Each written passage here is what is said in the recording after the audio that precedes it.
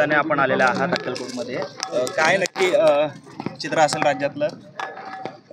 विकासाच्या मुद्द्यावर ही निवडणूक आम्ही लढवतोय आणि या नगरपालिका ज्या आहेत या नगरपालिकांमध्ये विकासाची कामं झाली पाहिजे आणि सर्वसामान्य माणसाला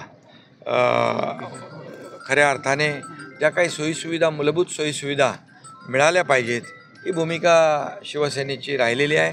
आणि म्हणून आपण विधानसभेच्या निवडणुकांमध्ये देखील पाहिलं की 2.5 वर्ष जे मुख्यमंत्रीपदाचा माझा कार्यकाळ होता त्यामध्ये आपण विकासालाच प्राधान्य दिलं.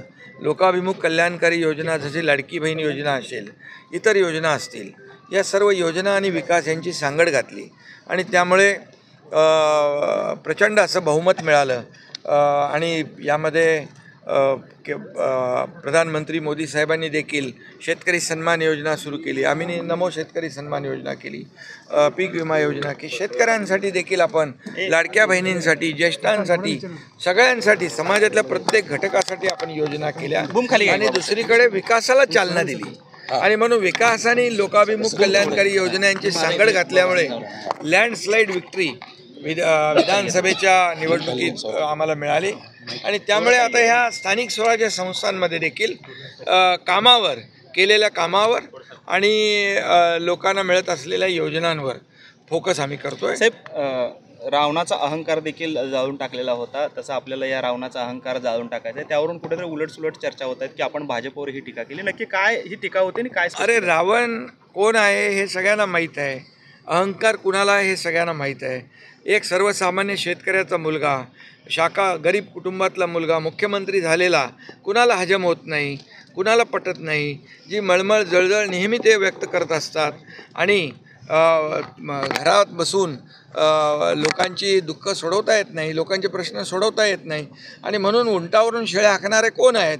हे जे मी मुख्यमंत्री झाल्यापासून ज्यांच्या पोटात पोटदुखी आहे ते उबाटाचे आणि त्यांचे सगळे सहकारी यांना एक सर्वसामान्य माणूस मुख्यमंत्री झालेला अजून हजम होत नाही, अजून त्यांना ती मळमळ पोटदुखी सुरू आहे. त्यामुळे मी नेहमी म्हणतो, कालच म्हणालो नाही, मी यापूर्वी देखील म्हणालो आहे, गर्व आणि घमंड जे काय आहे आणि अहंकार जो आहे, अहंकार माणसाला संपून टाकतो. अहंकाराने रावणाची लंकाही जळाली.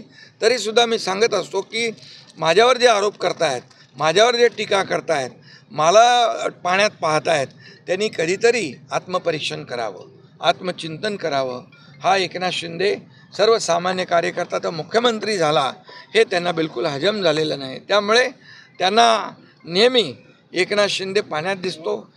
काय त्याला म्हणतात, धनाजी संताजी, मोगलांना आपल्या घोड्या पाणी पिताना देखील त्यांना घोड्यांना सुद्धा दिसायचे. तसं यांचं बसता उठता झोपता एकच, एकनाथ शिंदे. एकनाथ शिंदेच्या नावाशिवाय त्यांना झोप लागत नाही, त्यांना भूक लागत नाही आणि त्यांचा दिवस पूर्ण होत नाही.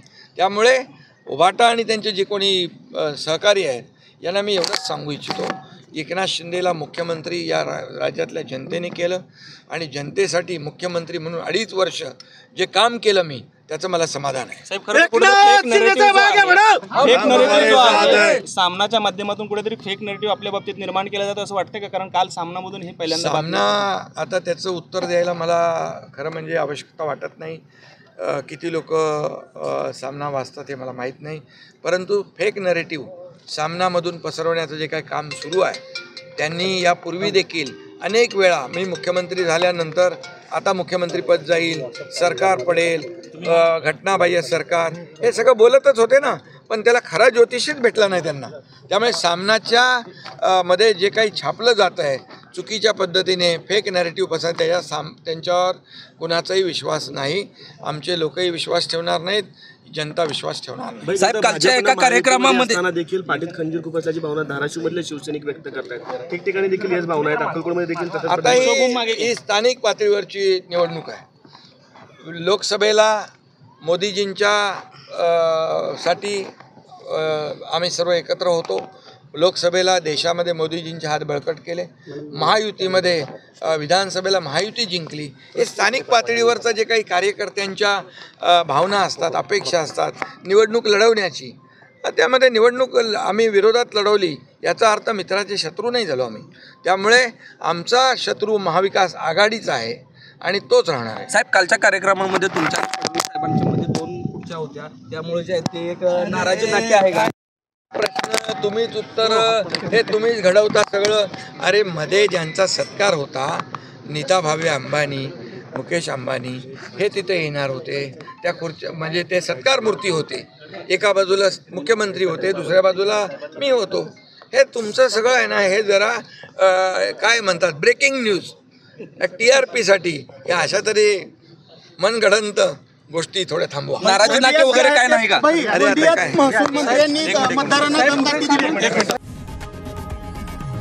लोकशाही मराठी ऐका, पहा, जागरूक रहा.